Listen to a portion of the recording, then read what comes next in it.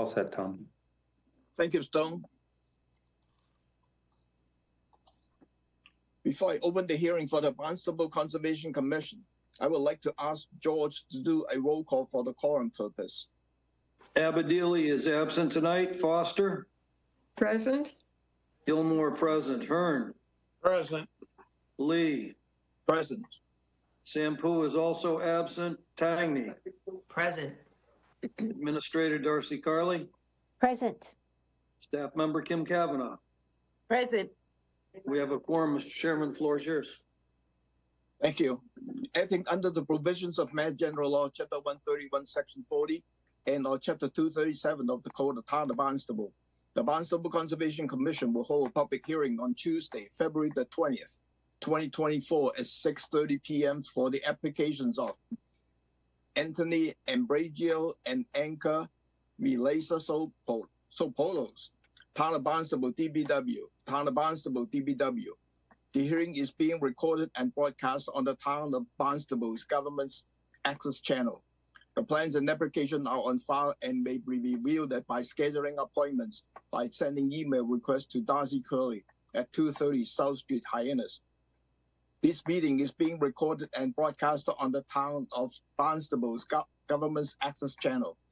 In accordance with the Mass General Law, Chapter 38, Section 20, please let the chair know if anyone is recording this meeting. Hearing none. This evening's hearing agenda is posted on the town's website. On the agenda, next to each application is the amount owed to the Town of Barnstable for the cost of advertisement. Please send your checks to the Conservation Division at 230 South Street before the hearing. Remote participation. The Conservation's public hearing will be held by remote participation as a result of an extension COVID-19 measure adopted during the state of emergency, signed by the Governor on March 29, 2023, suspending certain provisions of the open meeting law. Remote public access to the hearing shall be provided in the following manner. 1. The hearing will be televised via Xfinity Channel 8 or High Definitions Channel 1072. It may also be accessed via Town of Barnstable's Government's Access Channel. 2. Real-time public comment can be addressed to the Conservation Commission utilizing the Zoom link 856-2013-0888 or use the toll-free phone number 888-475-4499 as shown on the agenda. 3rd, the public can also email their comment to darcy.curley@town.barnstable.ma.us at least 8 hours prior to the hearing. This evening, we have 2 items under the old and new business. The first one is a discussion of decision of the Attorney General with respect to the complaint of an open meeting law violations related to the April 25th, 2023 Conservation Commission hearing minutes for the application of JMS Holding. Is Kate with us? Hello, Kate. I'm here. Hi, Kate. Sorry, I'm muted because yours. my animals are fighting in the background. Okay. The floor is yours. Okay, thank you, Mr. Chairman, members of the Conservation Commission. As you all may recall, we had a complaint of an open meeting law violation filed with respect to the April 25th meeting specifically on JMS Holdings, that particular hearing. It was not about the entire meeting. It was just about that hearing. Former Commissioner Larry Morin filed a complaint, and then the attorney for JMS Holdings filed a complaint. And we just received the Attorney General's determination, so I wanted to discuss it briefly with the Commission tonight in open session, and then we will comply with what the Attorney General has decided. In the complaint that Larry Morin filed, there were about 13 allegations.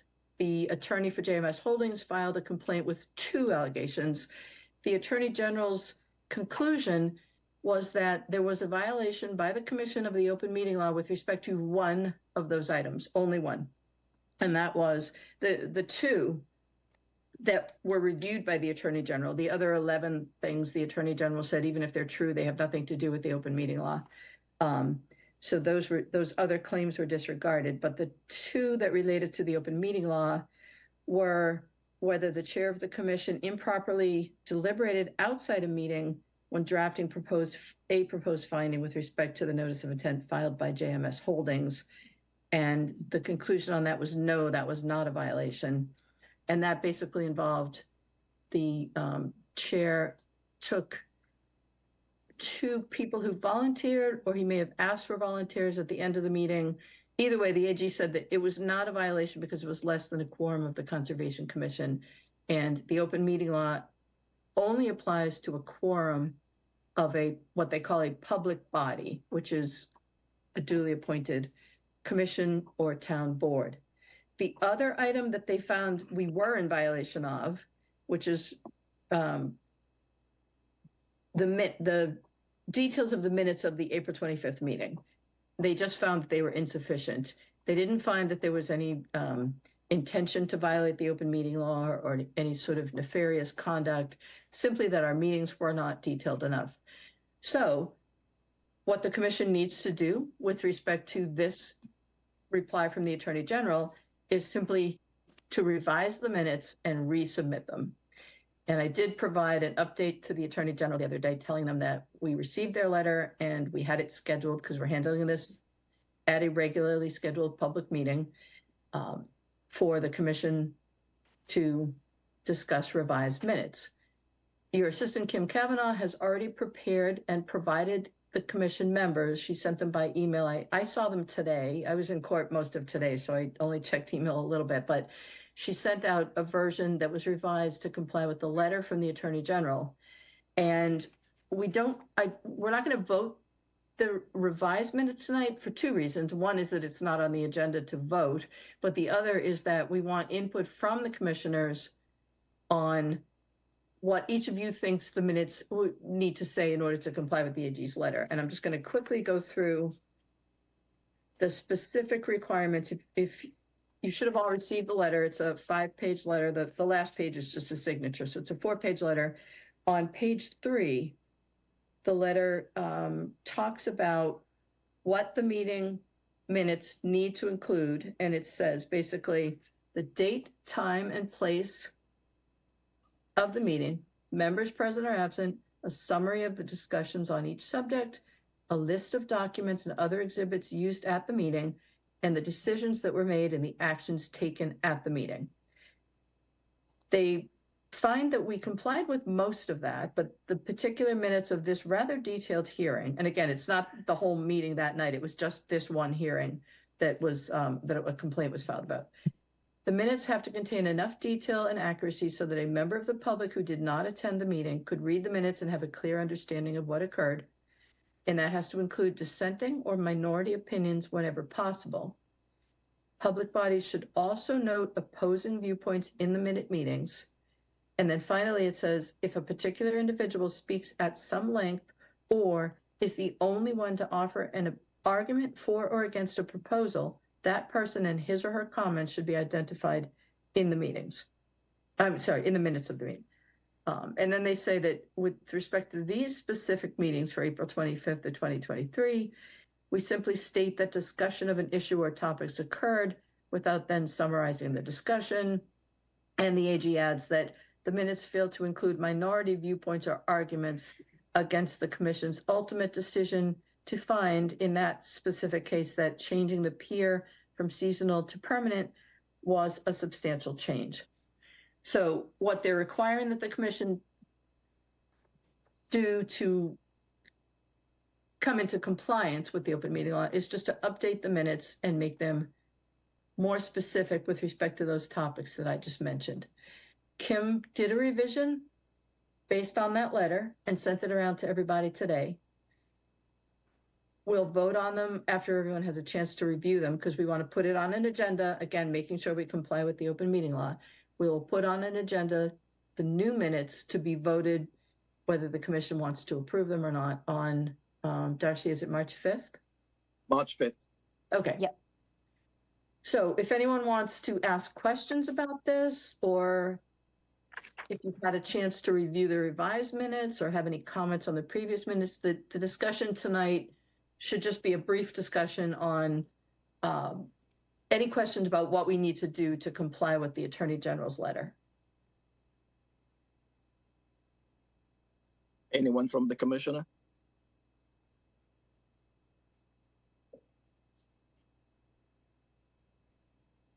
I reviewed the letter and it's it's pretty clear to me of what needs to be done. So I reviewed the Kim's redraft of the letter, of the meeting minutes, only on the section of the MS holding that we are concerning with. And I make some edit and send it to Kim and combined it in the revised meeting minutes and send it out this afternoon to you. So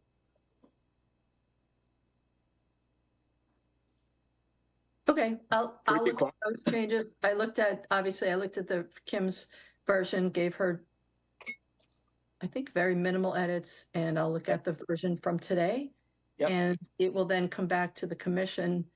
Again, unless the commissioners have any proposed revisions tonight or in the next few weeks, you can look at what Kim sent you today, and at the next meeting, when it's on the agenda as a regular item to accept the previous minutes, that would be the time on the March 5th meeting for any members of the commission to make any suggested edits to the revised minutes. And then once they're voted, we'll print them final and we'll send them to the Attorney General's office, showing that we have complied with this one minor issue that they found the commission did violate.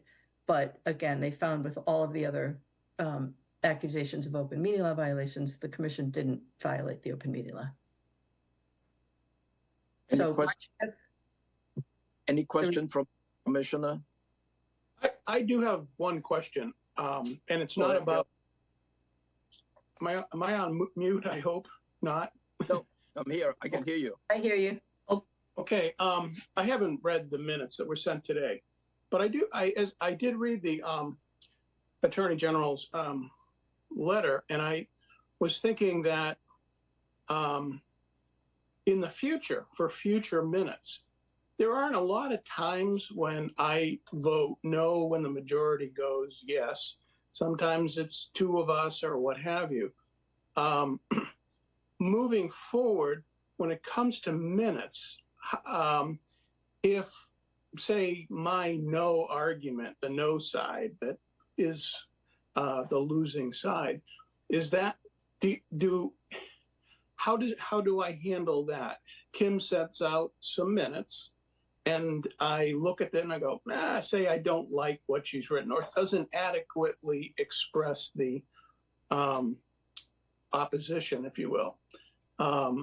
Do I then simply say, please edit accordingly? And then I don't know how that works. Does she basically then take my text and say, gee, we can add those 3 sentences, to which I am then satisfied? In order to get agreement that both sides, it doesn't happen a lot, but it's happened a few times. And wondering, how do I do that? Am I just editing and then asking her to change it accordingly, or what?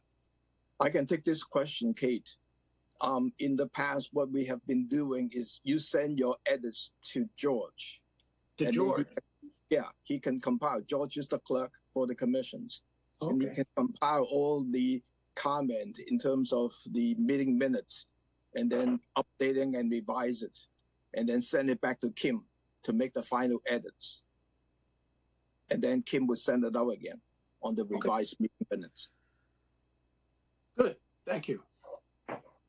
Luis? As it turns out, on that evening, George was absent. So, do you stand in for George in that capacity, or? It will be either me or you to stand for George at that time, at that point. Okay. Thank you. Luis is the vice chair for the commissions, and I'm the chair for the commission. So among ourselves, between George, myself, and Luis, will handle all the edits from the meeting minutes and then send it to Kim Kim will be the formal editor of the meeting minutes before it's finalized and sent it out. Well, the other thing is that I believe that the routine is, Kim, that you send the revision out to the rest of the commission. Is that correct? Routinely? They're revised. Yeah.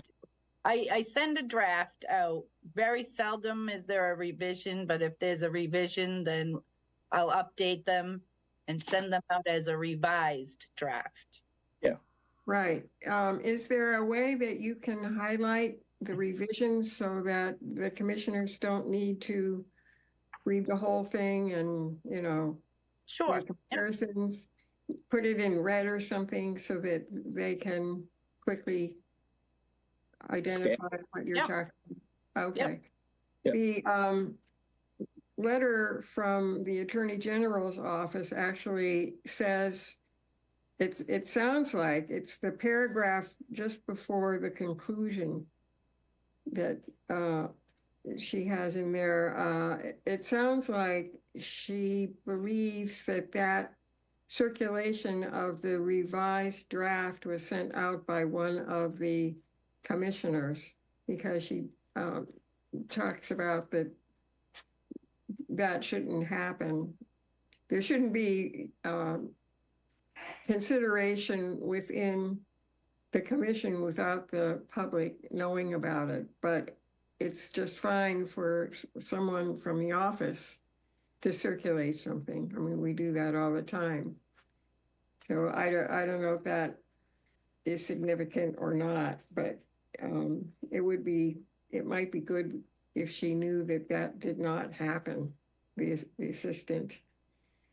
No, but as a General. practice, we should go through Kim to send out any meeting minutes or revised meeting minutes. Right, and I think that the Assistant Attorney General may have misunderstood based on what she said in that paragraph. But that's fine, I guess. Mr. Chairman, if I may, to address the previous speaker. Yeah, go ahead. Louise, your comment is that she's stating in her letter that to the extent that the complainant says or alleges a member of the commission did not have authority to revise draft minutes, we note that the open meeting law does not speak to who has authority to revise meeting minutes, but you're saying that one member didn't revise the minutes. No, I'm saying that one member did not circulate the revised minutes after Kim made the corrections. That's correct. They were circulated, or they were handed out at the next meeting. So No, they were circulated by Kim by email before the meeting, so that the commissioners would have a chance to evaluate the minutes that had been revised before going into the meeting. If you read the paragraph to the end, you'll see what she says. yes, if I may just, when we replied to the initial complaint, we did make that argument. We provided those facts and we informed them of that. So the conclusion looks like they might not have taken that into consideration, but we did make that initial point. And in this, the next response will be, we'll provide the revised minutes with the cover letter where we can make any clarifications on any facts that look like they might have been overlooked by the AG's office. Any more questions from the commissioner? So we'll put this on the agenda on March the 5th for the vote. So in the meantime, review the revised meeting minutes. And on March, I think both Peter and John will be present as well. So thank you, Kate. Thank you, Kate. Thank you all. Have a good evening. Yep. Rest of the meeting. Bye. Yep. Good night. Good night. Item 2 is the request from Wilkinson Ecological to include 2 conservation manage the parcel in a future notice of intent application for Phragmite treatments, number 23 and number 29, Water Main Farm Road, Centerville, map 206, parcel 75 and 74. It's Steve, is it?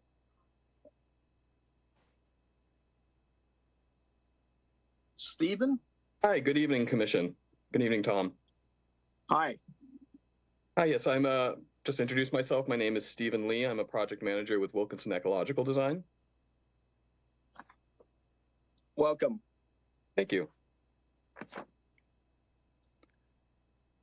Are you trying to share a screen with us? Oh, no, I'd be happy to. Give me just a second.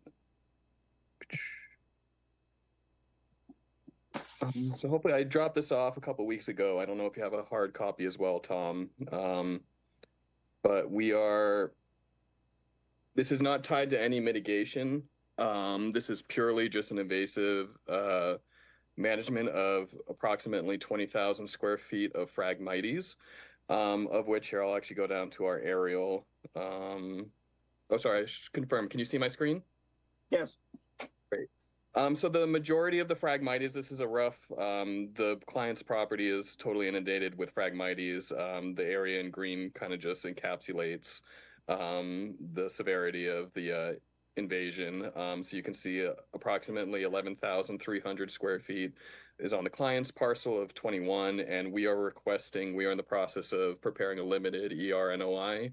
And we are requesting permission to treat Phragmites on parcel number 23 and 29, which is owned by the town of Barnstable.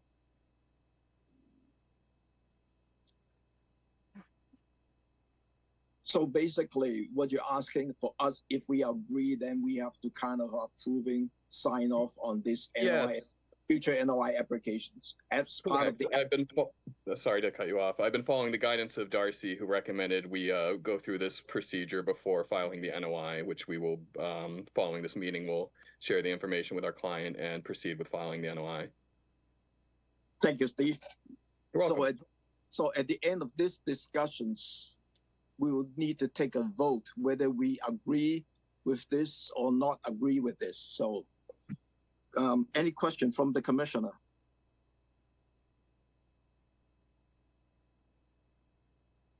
What are we agreeing to here?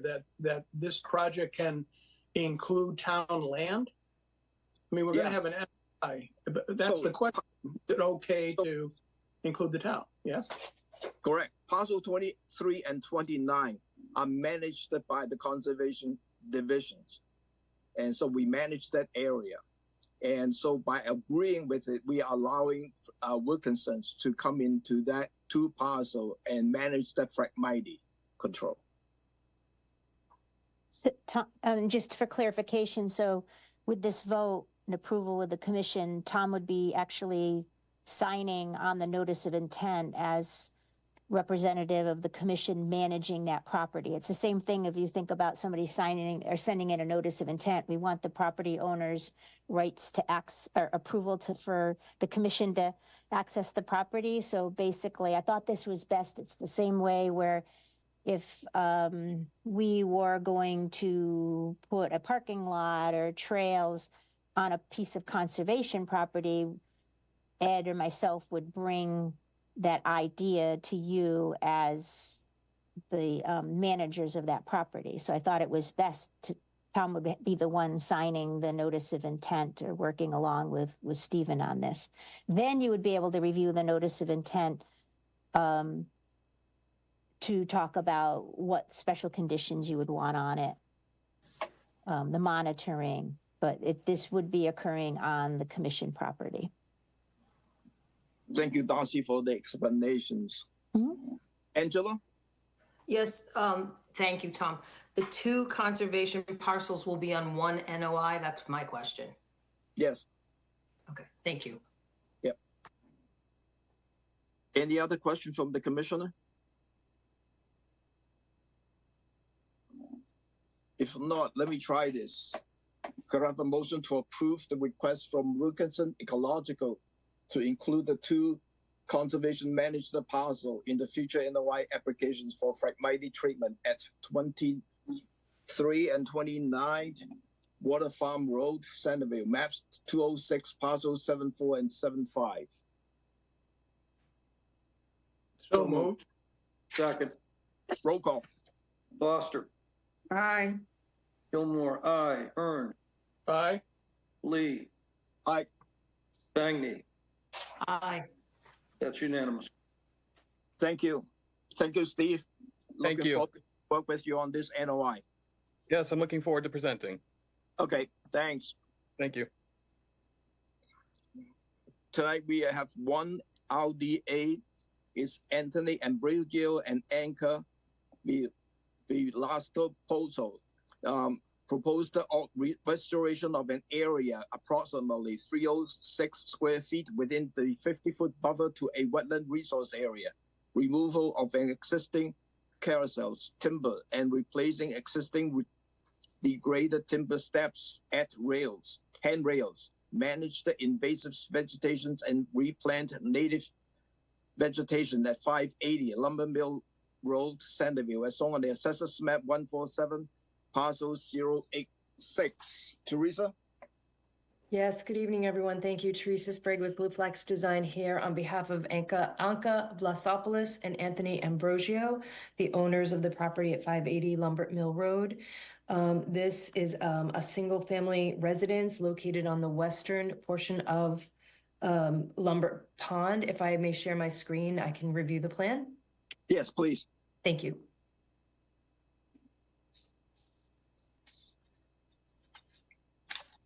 You're all looking at our site plan that we submitted. So this is a small project. Anthony and Anka have owned this property for, I believe, just over 10 years. They've been working to restore and plant native vegetation throughout the property. They recently received certification for this property as wildlife habitat. The goals of this project are to manage some invasive vegetation that is located in the area directly abutting Lumbert Pond, and then to plant out an additional area with native vegetation that's currently consisting of lawn and mosses and some in-ground creosote timbers that we are not exactly sure why those were placed in the ground. They've been there quite some time. We can only hypothesize that at some point somebody was using these low concrete retaining walls and these timbers in ground to perhaps store boats, kayaks, or something like that. But we're proposing to do is remove those creosote timbers, plant out that entire area with native vegetation.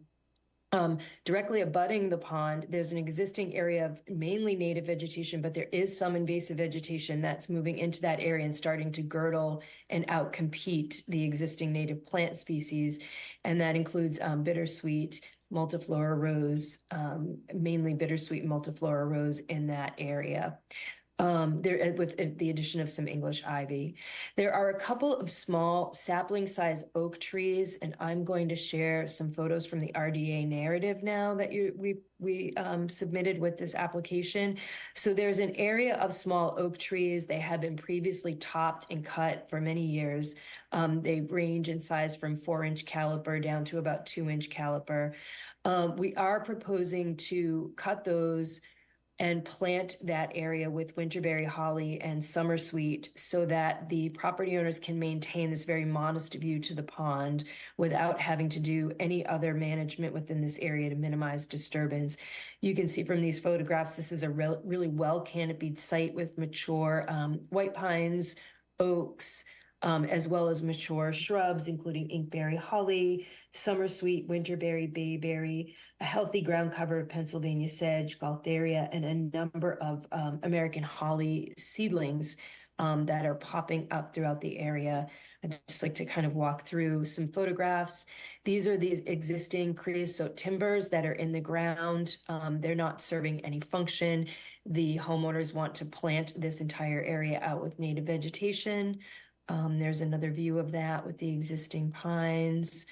And these are the oak saplings that we're proposing to cut. You can see there's a very healthy, robust canopy layer of pitch pine, white pine, oak throughout this property. And here's another view of those, of the proposed planting area. This area in the background, just before those oaks, that's the existing native vegetation that's currently being outcompeted by bittersweet. So we're proposing just selective management of the invasive vegetation in those areas. Going back to our planting plan, and the RDA narrative, we've included some photographs of those. This is what we're proposing. So these are the oaks that had been cut in the past. They'd been completely topped. They are now being girdled by bittersweet vines. So we're proposing to remove that invasive vegetation and restore that area with, and cut those oaks and plant winterberry holly in their place. Here's an image of the existing timber, in-ground timber steps. Some of them are in poor condition. They're proposing to just replace some of those timbers as needed, and then to include a handrail in this area just for safety for their access. They're birders. They mainly go to the edge of the pond for the purposes of bird watching. And they would like to maintain that modest view that they have of Lumbert Pond. So in total, going back to our plan, we are proposing to plant in that area 50 native shrubs, 15 herbaceous perennials, allow that area to naturalize, not be managed, and not be pruned to maintain views. It's been designed so that this area can naturalize without any disturbance ongoing in the future. So happy to answer any questions about what we're proposing to do. Thank you, Teresa. Any question from the commissioner?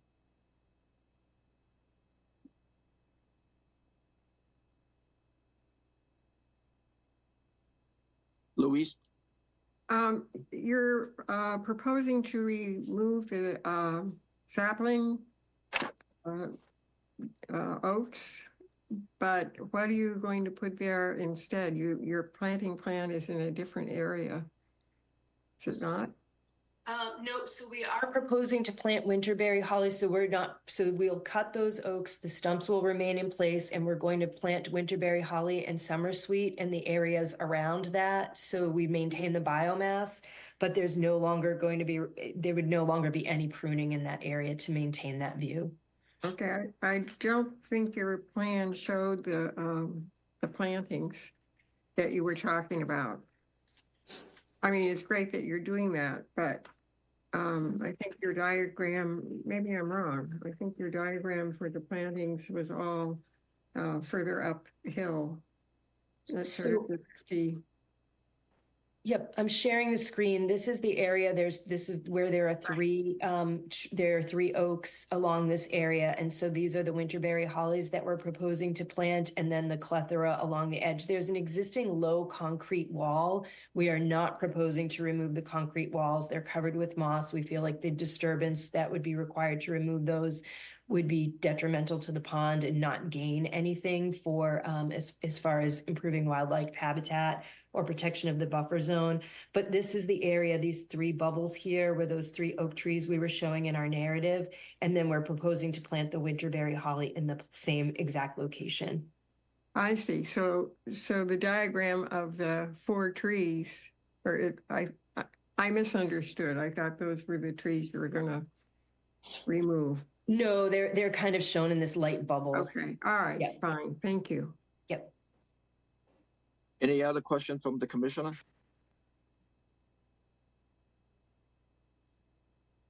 Darcy, any comments from you? Just that I think this is a great project and I would support it. Thank you. 10:18, any public comment on this? Seeing none. None. Could I have a motion to approve this project as a negative determination? So moved. Second. Roll call. Foster, Aye. Gilmore, aye. Hearn, Aye.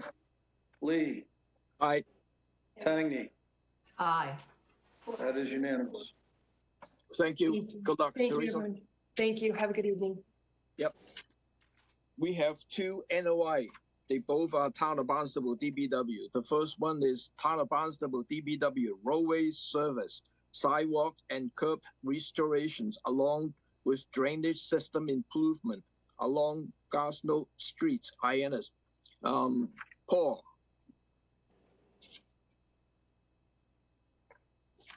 Hello, I'm Ryan Paul. I'll be speaking for the town of Barnstable tonight. I'm with Environmental Partners. I'm a project engineer, and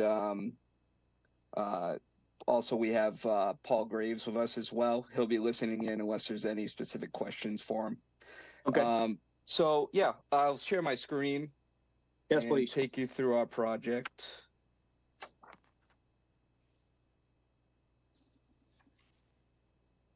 Can you see my screen? Yes. Great. So we have this project is like you just mentioned, it's a roadway improvements projects where we're milling and overlaying the roadway, revitalizing the sidewalk that's already there, and basically keeping grading the way it is, and the roadway alignment the way it is as well. There's going to be just some minor work to the drainage system that's just going to because we're tightening the road up a little bit, so we're reducing the impervious area slightly as well. We have to move catch basins, but we're making no changes to the overall drainage system. In terms of wetland resource areas, this first one that I'm showing here is closest to Ocean Street. This one you have bordering vegetated wetland on both sides of the roadway. This is close to Veterans Park Beach. And we're basically right up against wetlands on both sides of the roadway between Owen Street and Ocean Street. We're within a flood zone as well, but it is connected to a coastal system. And we're within both boundaries in terms of bordering vegetated wetlands, a 50-foot wetland buffer zone, town's 50-foot wetland and 100-foot. We're protecting this area during construction with filter sock proposed on both sides around both wetlands. Also, the drainage system will be protected during construction with silt bags in the catch basins themselves. And for any dewatering that we do would be filtered through a silt bag or a dewatering bag as well. So those are the general construction protection measures that we're using on the project. The other area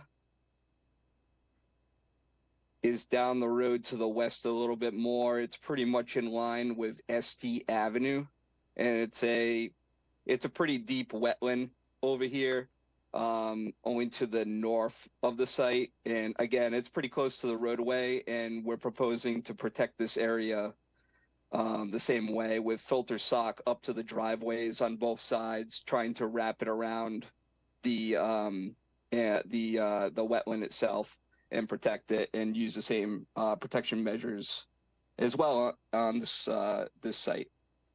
These are really the two resource areas. The project does go all the way to C Street. So the project in length is about 3,000 linear feet, so a little over a half a mile total.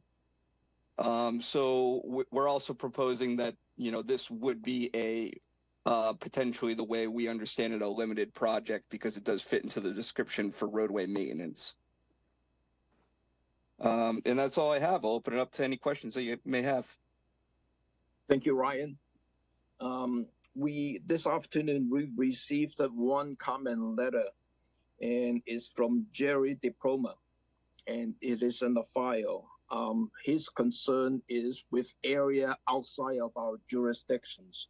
So I think that's best be handled with Paul Gray and the homeowner to deal with the sidewalk issues that he raised. And so I will leave it at that. Any question from the commissioner regarding these projects?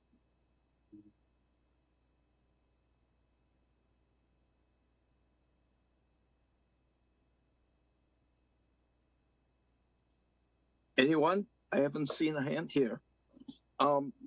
I also quickly went through the stormwater report. Seems to be okay. So If there is no comment from the commissioner, I'll go to the public. Channel 18, any public comment on this? We do have a few neighbors in the audience here. If anyone would like to raise your virtual hand or unmute, I think Stephen S., you're unmuted. Did you have anything to ask? Can you hear me okay? I'm not sure how to raise my virtual hand, so at least you see me. Thank you. Questions I have, I looked through the many pages you had.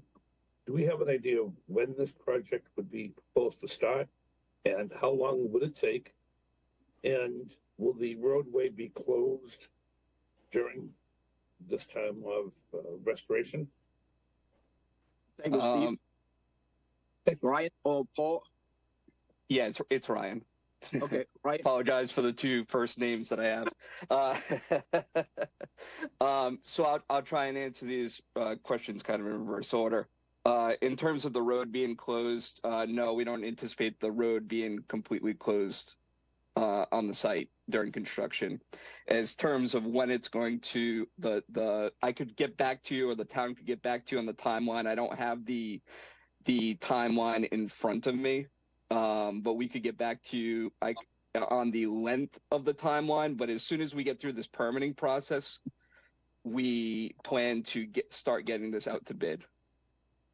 So in terms of schedule, that's when the schedule is set for probably sometime going into spring. And in terms of the timeline of the project, we could get back to you on that. I could have the town reach out to you in terms of the actual length of the project, because I don't have that number readily available. Ryan, this is Paul Graves. I can answer the question, Mr. Chairman. Is that all right? Yeah, go ahead.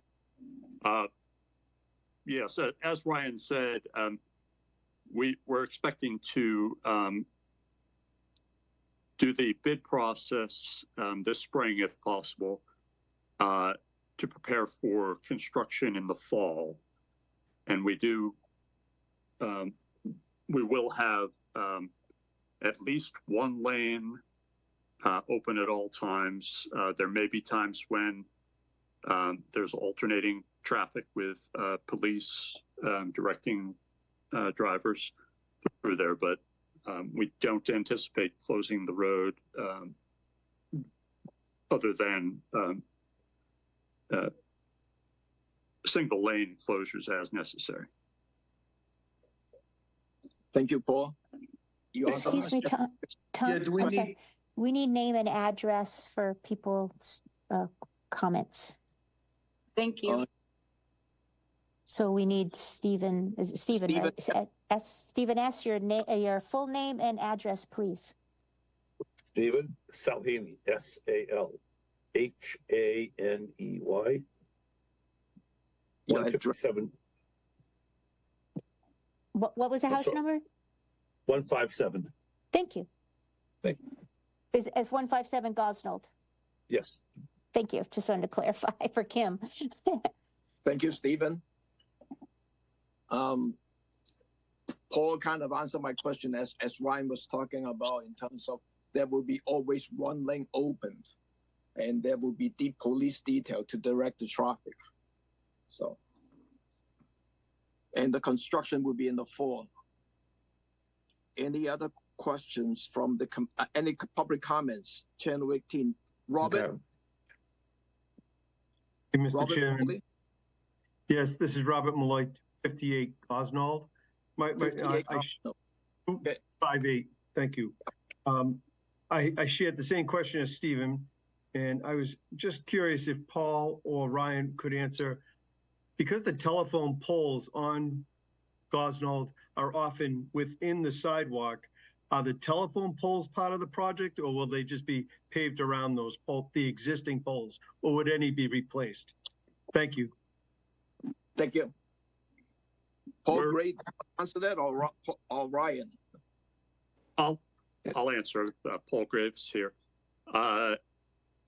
We don't expect to relocate any of the utility poles unless it becomes necessary to do so. Yeah, that's the same answer that I have. I appreciate you being on this. Thank you very much. Thank you. Chairman Waking, any more public comments? Seeing none. None? So Paul, what I want to do though is I want to put the conditions for asking for the construction protocol for work related to the buffer zone area. And then a pre-construction meeting. Is that okay with you? Yes, sir. What was the first thing? What I'll be looking for is the construction protocol for the work area that you're working in the buffer zone area. Oh, okay, And that would just be a narrative. Yeah, and then a pre-construction meeting when you just before you start the construction in those areas. Yes. Okay. Could I have a motion? Could I have a motion to approve this project subject to one, the submission of a construction protocol for work in the buffer zone area at least 4 weeks prior to the pre-construction meeting, and second, conduct a pre-construction meeting including the conservation staff. So moved. Second. Roll call. Foster, Aye. Gilmore, aye. Hearn, Aye. Lee, Aye. Stangney. Aye.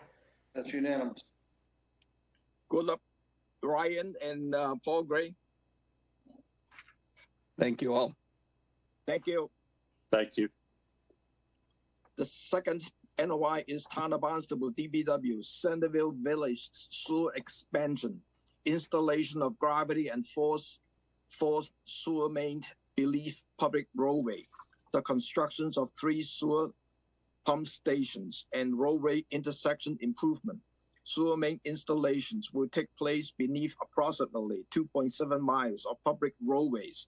Proposed pump station locations are located at 567 Sioux Flying Hill Road, Centerville, as shown on the Assessors Map 193, Parcel 027, and 20 Phyllis Lane, Philly Lane, Centerville, as shown on the Assessors Map 209, Parcel 047. Jack. Good evening, Mr. Chairman. Thank you. Good evening, commissioners and staff. I'm Jack Vaccaro with Epsilon Associates, and with me this evening is Griffin Bowden from the DPW, and Dan Tatum, who's the project engineer from Stantec. And I think we have Brian Rudolph. Hi, yes, we do. Brian Rudolph, also from Stantec, all here to help address any questions the commission may have. I'm going to ask Griffin to provide a brief introduction to the project, and then I'll jump in and have my say a little bit further along. Can I share my screen, Mr. Chairman? Yes, please. Okay. Griffin? Thank you, Jack. Thank you, Mr. Commissioner, members of the commission. Griffin Bowden, town engineer for the town of Barnstable. Here tonight to talk about the proposed Centerville Village sewer expansion project, the northern phase of this sewer expansion project. Jack, if you can go to the next slide, please. All right. So this slide shows a site map. The project is part of the town's comprehensive wastewater management plan. It's actually the 3rd major project as part of the town's comprehensive wastewater management plan. It proposes sewer installation under approximately 3 miles of public roadways, as well as 3 sewer pump stations, 2 of which are within the commission's jurisdiction, 567 Shoot Flying Hill Road and 20 Finney's Lane, which is Mother's Park in Centerville. In addition, there's an easement on a property at 944 Shoot Flying Hill Road, where a 3rd pump station will be proposed as part of this project.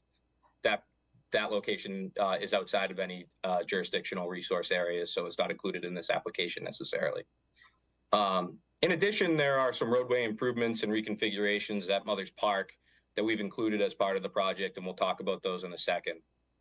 Just to discuss schedule quickly, we are anticipating bidding this project this spring, with construction starting this upcoming fall, and we're anticipating roughly a 2.5-year project, so approximately the spring of 2027 when we think this project will be completed.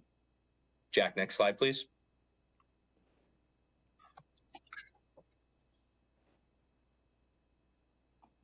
Great. So I just wanted to give a little background on the Mother's Park work, and then I'll turn this over to Jack to provide more detail on the notice of intent application. So I really just wanted to discuss the goals that we're trying to achieve at Mother's Park.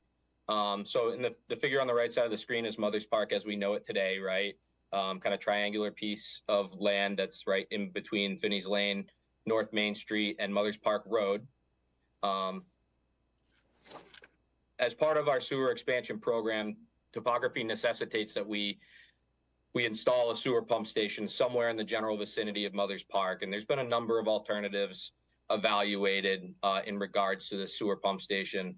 We've been talking about this sewer pump station. Well, I have been talking about the sewer pump station for over 5 years at this point. And prior planning efforts for sewer expansion over 2 decades ago also was discussing a potential sewer pump station at Mother's Park. In our recent rounds of evaluations, we looked at really principally 3 alternatives. One was the preferred alternative, which Jack will present in a moment, which cites the sewer pump station in Mother's Park Road, which is the kind of cut-through road on the east side of Mother's Park, which would be discontinued as part of this project and no longer a roadway for roadway purposes. In fact, portions of it would become parts of Mother's Park and expand the park. The other alternatives we looked at were siting the pump station somewhere in Mother's Park, as well as we looked at private property. And in fact, a couple of years back, the town purchased a piece of property at 310 Main Street to site the sewer pump station, which did not receive, was not well received by the public. And so we have been working hand in hand with the public in this general area for a number of years in refining this project design. I've personally held at least 3 public informational sessions for members of the community about this project, and think we've come up with a really great project here. So the other things we're looking to achieve as part of this project is addressing the roadway deficiencies at this location. So as you can see on the figure, the intersection, specifically North Main Street at Main Street and Mother's Park at Finney's Lane, are very acute, and that results in poor sight lines and makes turning movements very difficult. Frankly, that's why Mother's Park Road is there as kind of a cut through, but it's very narrow and it's dangerous as a result. And, I'm sure folks have driven this, and, if you're trying to head north from North Main Street to Route 28 on Mother's Park Road, you really got to completely turn your head all the way around to be able to see any oncoming traffic on Finney's Lane. And it's just not an ideal situation from a roadway perspective. In addition, there are really limited pedestrian and accessibility and accessible facilities in this location. So there's actually not a pedestrian connection to Mother's Park, which is a really desirable location for the community. So we felt like that would be a good improvement to make to this area. As well as there's really no formal parking and there's no accessible parking for the park. There is a small gravel area at the southeastern corner of the park, but it's really not formal parking, nor is it accessible. And so those are the goals we're looking to achieve with this application. And with that, I'll turn this over to Jack so he can speak to the application. Thank you. Thank you, Griffin. Jack? Thanks a lot, Griffin. So this next slide depicts all the construction at Mother's Park, including the proposed realignment of Main Street, the reconfiguration of the intersection with Finney's Lane, and also the discontinued Mother's Park Road. And as Griffin has just pointed out, this is the reconfiguration of the intersection of North Main Street and Main Street has long been considered a safety hazard, and this is expected to improve traffic flows in the vicinity of the park considerably. The roadway reconfiguration will require construction within 100 feet of bordering vegetated wetlands and the loss of a small area of wetland located along the north side of the relocated Main Street. The roadway realignment encroaches upon park land at the intersection of North Main Street and Finney's Way, or North Main Street and Main Street. However, by discontinuing Mother's Park Road, there will be a net increase in park area. And this use of parkland for road realignment has already been approved by this commission, and since that approval has undergone MEPA review as a prerequisite for the pending Article 97 legislation.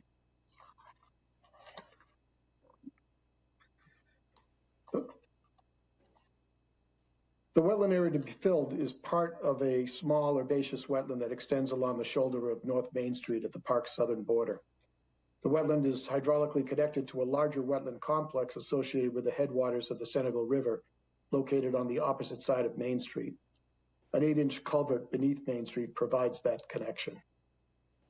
Approximately 300 square feet of this wetland will be permanently filled, and a wetland replication area of approximately 350 square feet will be created as compensation for this loss. The planting scheme for the wetland replication will emphasize herbaceous native plants similar to those that are present in the area of wetland loss. You can see a lot of that in this photograph. Any tree and or woody shrub plantings would be carried out by DPW's Structures and Grounds Division if required. Here's the site plan that's included in the NOI showing the proposed roadway realignment at Mothers Park. The purple crosshatch region represents the area of wetland that will be filled, and the turquoise crosshatch region represents the replication area. Again, 300 square feet of wetland fill and 350 square feet of replication area.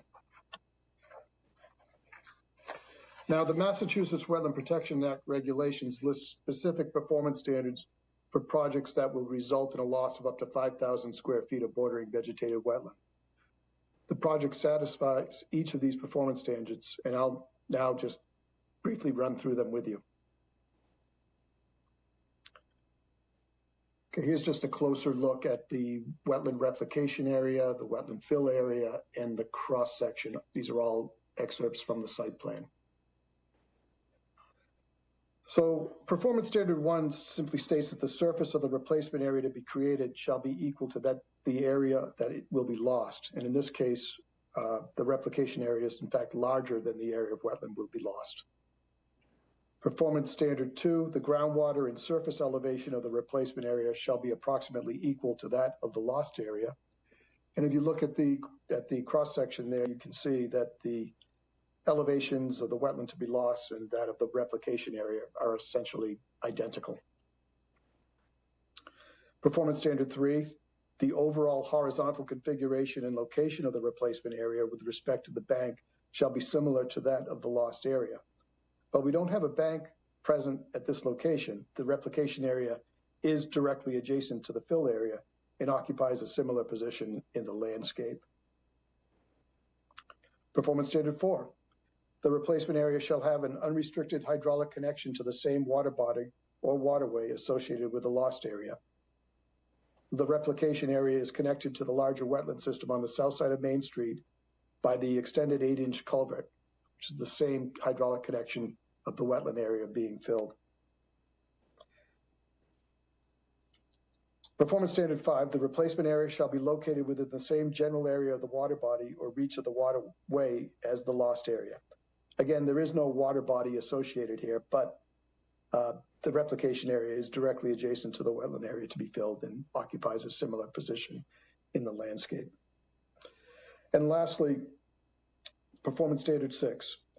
At least 75% of the surface of the replacement area shall be reestablished with indigenous wetland plant species within 2 growing seasons, and prior to said vegetative reestablishment, any exposed soil in the replacement area shall be temporarily stabilized to prevent erosion in accordance with standard U.S. Soil Conservation Service methods. Temporary stabilization measures will be implemented as necessary, and the wetland replication area will be monitored for 2 successive growing seasons to document plant health and viability, with a minimal goal of 75% reestablished with indigenous wetland plant species within that time frame.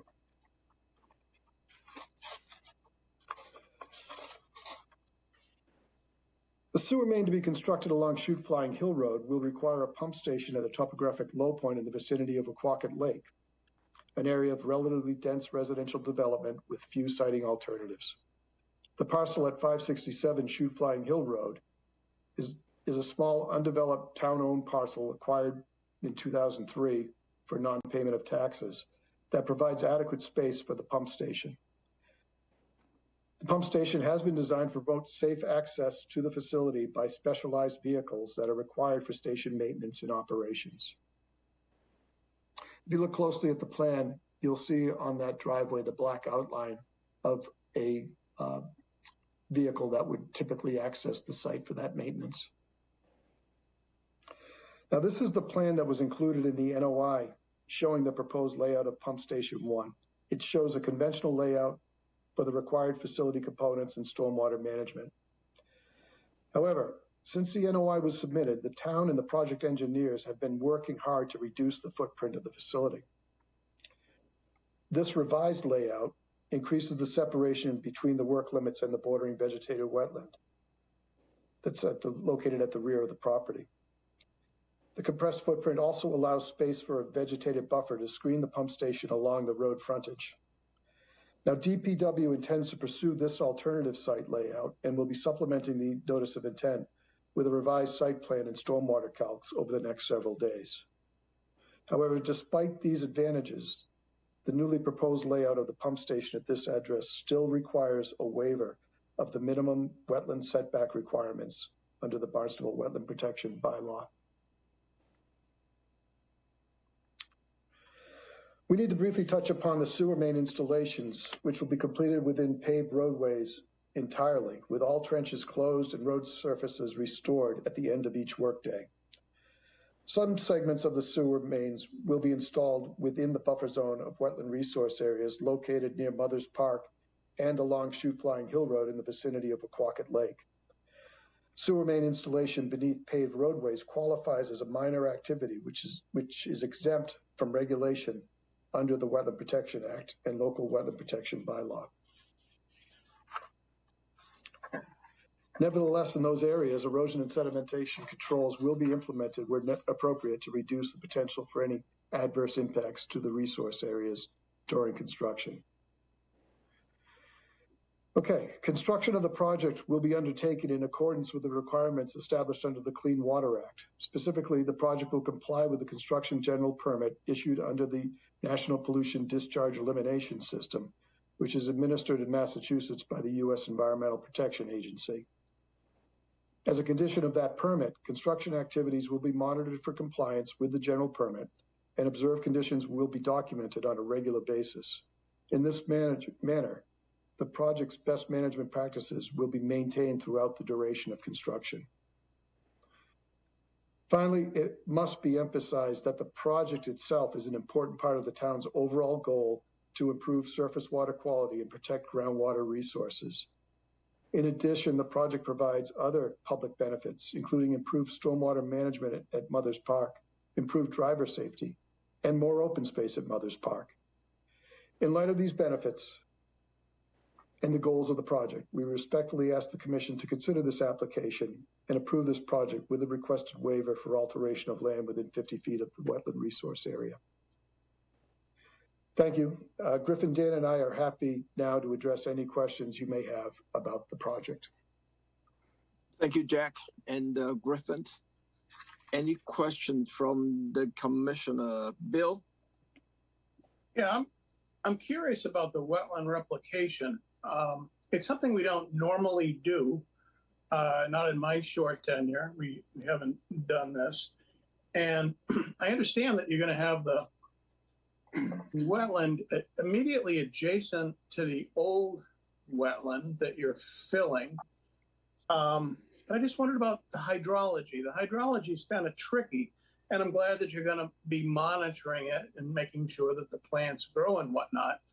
But I'm just wondering, here you had an area that currently is not wetland, and you're essentially digging a hole, you're excavating an area, you're dumping in quote unquote hydric soils. And is that all it takes to establish a wetland hydrology? I guess I don't know enough about the science, but if someone could explain, how do we know that we're going to end up having a wetland there? There isn't one now. Why isn't there one now? And now there will be, just because we dug a hole and threw some hydric soil. Yeah. Help me understand. It's actually, this is, as wetland replications go, that they don't get much simpler than this. True, I get that. Yeah, it's a matter of establishing the correct elevations. The reason there isn't a wetland at the wetland replication location now is because it's slightly higher in elevation. And because of that, the groundwater, seasonal high groundwater level doesn't get high enough to promote wetland vegetation. What we're going to do is depress the elevations in that area to the proper elevation so that wetland vegetation can thrive. So the way that happens is, first of all, the wetland area that's going to be filled, the hydric soils and the seed bank from that area will be preserved on site, and that will be used to construct the new replication area.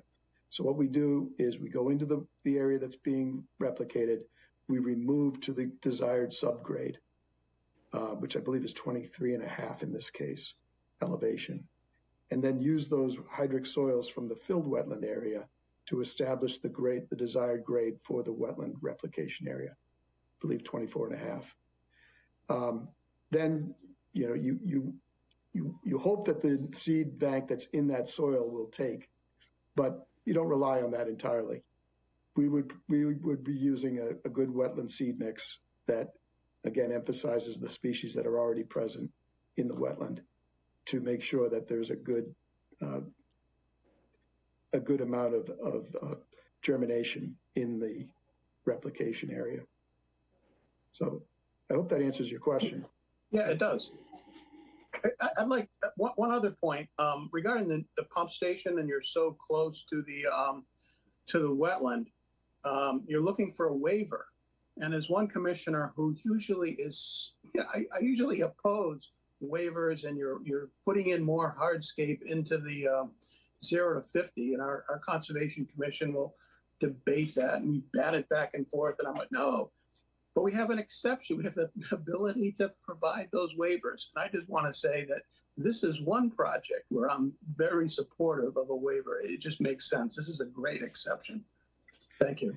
Thank you. And if it makes you feel better about the waiver request, believe me, we don't like to ask for them either. We understand that it has to be reserved for special circumstances. And it is. So Bill, for your information, we have approved at least maybe 2 or 3 replicated wetland projects in my time. And so I think, we have done that in much bigger area than this. This is only, 350 small. We have done 18 years, right, Tom? Yeah. 18 years. 3 and 18 years. Yeah. So any other question from the commissioner before I chimed in? Anyone? No? Okay. Thank you for mentioning, Jack. I did not finish reviewing the stormwater report. So that would give me some time to kind of looking at that report with the revised layout through Flying Hill. So couple things too. Let me concentrate on the Sioux Flying Hill one. We'll be looking for a construction protocol, and 4 weeks prior to the pre-construction meeting, and we need a pre-construction meeting. And one thing that I'm thinking of, because your wet well is so close in the buffer, I'm looking for a leakage test when your wet well is done. I just want to make sure that there's no leakage of the sewage coming out from there. And then as part of that is like a as-built plan for that locations as part of the condition for that locations. Does this sound okay, Griffin and Jack? Yes, Mr. Chair, that's completely acceptable. We'd be doing a leakage test anyway. We certainly want to make sure that thing's watertight. Right. And always like to have pre-construction meetings with conservation staff as appropriate. So that's certainly welcome. Okay. As far as the Mother's Park go, same thing. One is the construction protocol prior to the pre-construction meeting, and then the pre-construction meeting. And one of the things when we do the wetland replications, it should be done by a sub-professional. Darcy, is that correct? Yes. That is straight across the board. When people are working in wetland area, and we want that monitored by a SERP for 3 years, reports should come in. Right. And then submit a as-built drawing for the area with the wetland replication and so forth. Is that fine with you guys, Griffin and Jack? Yes, that sounds completely fine to me. Just for clarity, those would be conditions on the order of conditions. Correct. Yes. Correct. All right. Yep. And then one of the conditions that we just talked about is the, when you submit your revised stormwater report, then I'll give me some time to look at that stuff. That's all the conditions that I can think of right now at this point. I don't think that we have any comment from the commissioner on this before I go to the public comment. None? Channel 18, any public comment on this? Yes, we have Lucy West. Lucy? Hi. Yes. Hi, Lucy West at 582 Shoot Flying Hill Road. Okay. I'm just have some questions about the pumping station at 567 Shoot Flying. I think the first time the neighbors heard about this was about 4 or 5 days ago. And it, as mentioned, it is a dense residential area, primarily of year-round residents. I would encourage the commissioners to go look at that lot and see how dense it is, and that the next door neighbors are very close. And I guess I'm wondering, one, aren't there any other town lots on Shoot Flying Hill Road or somewhere else in the area that are less dense that it might be appropriate to put there?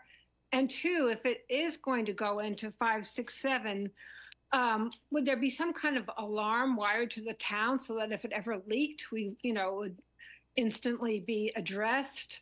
Those are my questions. Thank you. Thank you.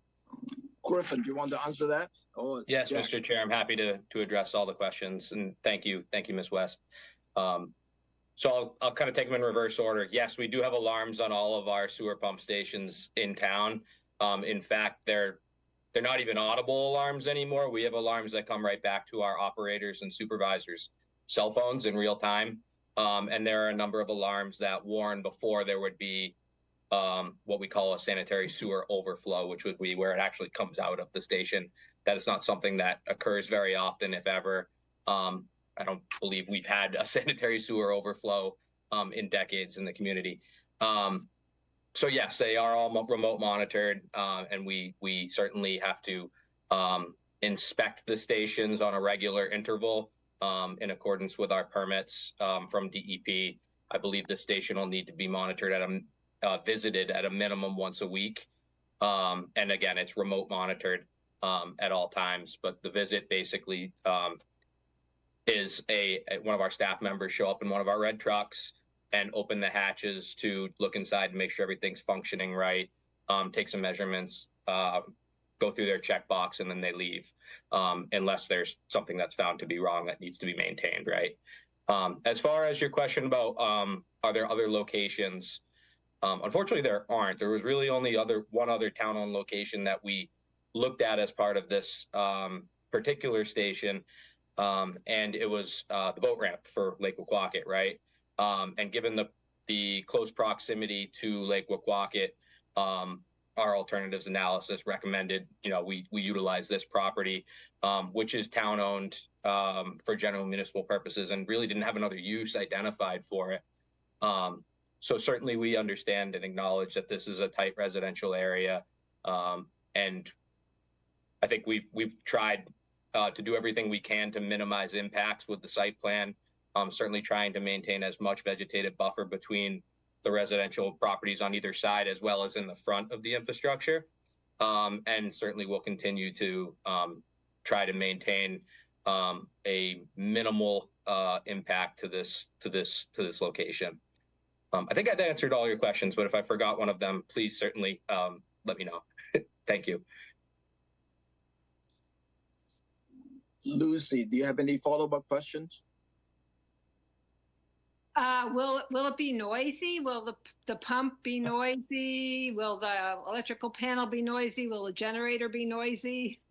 Sure. Thank you for the question. So the pump stations are not noisy. Actually, all the pumps are about 20 feet below grade in a vault. That's where the pumps are located. So you won't hear the actual pump station during normal operations, right? The only noise that'll be generated from the facility will be when the generator runs, which would be, the generator's tested once a week, as would be a normal home generator, right? It's not a very large generator in this particular location, but it will throw off some noise when it comes on. But we do put all of our generators into sound attenuating enclosures to dampen the noise to the extent possible. So the noise would be similar to the sound from a residential generator. And then obviously if a truck has to arrive to the station to do maintenance. But again, the maintenance is very infrequent. And it's really more observation and inspection. That's the more common reason why we have staff there. Certainly during construction, there will be noise, right?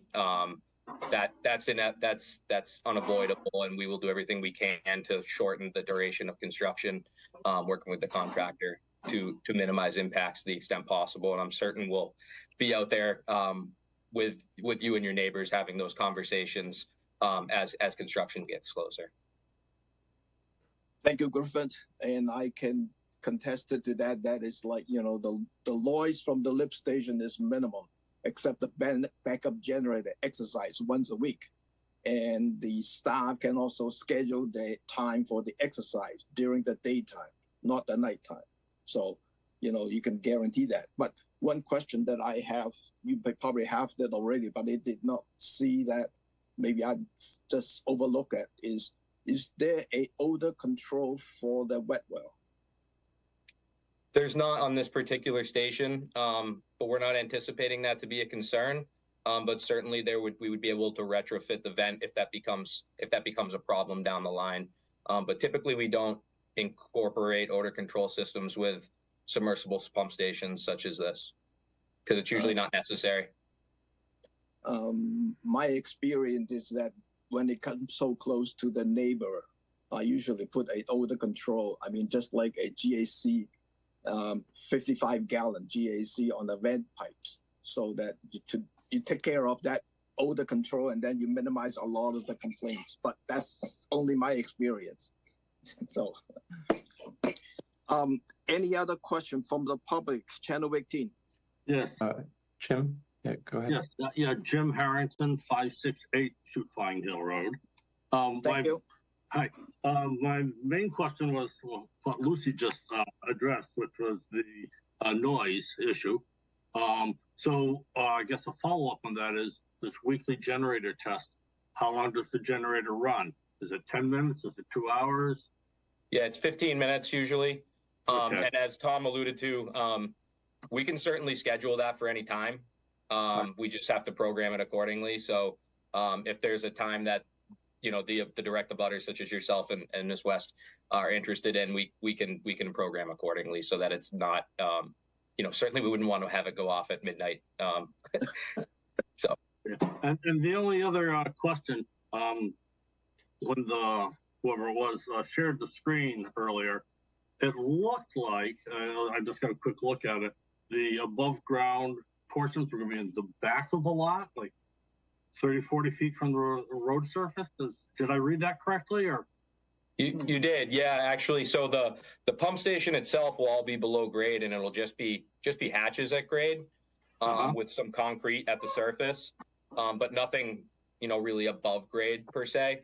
But behind that, you're right, the generator and an electrical control panel, which will be in a cabinet, will be located behind the pump station. And I do think I think you said about 40 to 50 feet from the road it sounds about right. It does. Okay, so I want to be sure I read that right. Okay, thank you very much. Thank you. Thank you.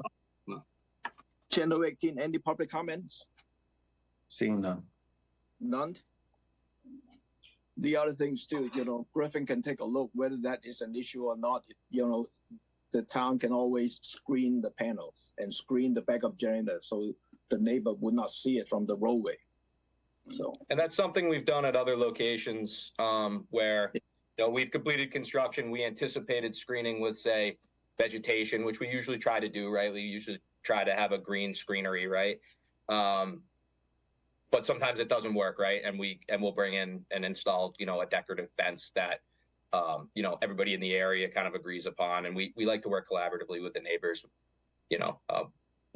We recognize that, it's not the neighbor that you probably want. So we'll do everything that we can to make it as palatable as possible.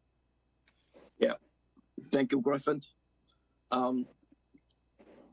If there is no Channel 18, one last call on the public comment. None? None. Okay. Let me try this. Could I have a motion to approve this project subject to the following? One, the subject to the chair to review the revise the stormwater report. And second is on the Sioux Flying Hill, 576 Sioux Flying Hill, one, submit a construction protocol at least 4 weeks prior to the pre-construction meeting. And second, conduct a pre-construction meeting with the conservation staff. Third, submit a leakage test certificates for the wet well when it's completed. And fourth is to submit an as-built drawing for the COC. For the Mata Parks locations, submit a construction protocol at least 4 weeks prior to the pre-construction meeting. Second, conduct a pre-construction meeting including conservation staff. Third, the wetland replicated area to be done by a third professional, and annual reports for that wetland replicated area for 3 years by the third professional. And fifth is to submit the as-built plan for the COC. That's my motions. So moved. Second. Roll call. Foster, Aye. Gilmore, aye. Hearn, Aye. Lee, Aye. Tangny. Aye. That's unanimous. Thank you, Griffin. Thank you, Jack. Thank you all. We'll work to get you the revised site plan and stormwater calcs as soon as possible. Yep. Thank you all. Have a great evening. Much appreciated. Thank you. Good night, everyone. Good night. We have 4 easy certificate of compliance. Candace and Jeff Dobro, SE3-5884. The second is Lisa M. Clary, SE3-6031. The third one is 72-52 North Bay LLC, SE3-6030. And the last one is 7252 North Bay LLC, SE3-5864. Could I have a motion to approve? So moved. Second. Roll call. Foster, Aye. Gilmore, aye. Hearn, Aye. Lee, Aye. Tangny. Aye. That's unanimous. Thank you. So as one of the homework, go and review the revised meeting minutes for February the 24th. Is it February? April 25th. 25th. So that we can do the vote for March the 5th. Could I have a motion to adjourn? Oh, the next hearing is 6:30 on March the 5th. Could I have a motion to adjourn? So moved. Second. Roll call. Foster, Aye. Gilmore, aye. Hearn, Aye. Lee, Aye. Tangny. Aye. We are adjourned at 7:54.